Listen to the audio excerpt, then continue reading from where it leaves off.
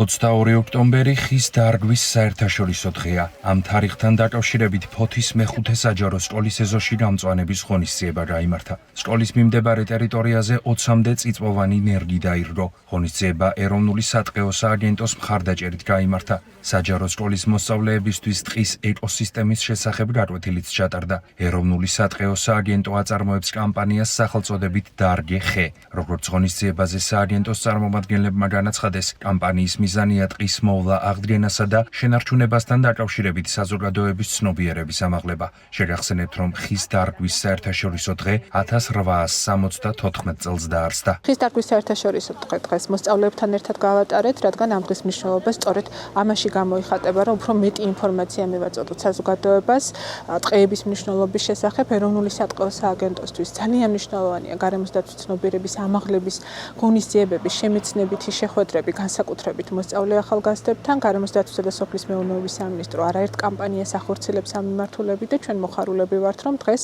გარდა ასეთი ძალიან საინტერესო შეხვედრისა დამატებით სიმბოლურად რამდენიმე ნერგით შევმატეთ ერთ-ერთი სკოლის ეზოს. 22 ოქტომბერი, როგორც ვიცით, არის ხის დარგვის საერთაშორისო დღე და ამ დღესთან დაკავშირებით მეხუთე სკოლაში ჩვენ გვესტუმრა ეროვნული სატყეო სააგენტოს წევრები, რომლებმაც ძალიან ამომწურავი პასუხი გაგვცეს ჩვენს კითხვებზე. ამის შემდგომ ჩატარდა ხის დარგვის აქცია, ბავშვებმა დავრგეთ ხეები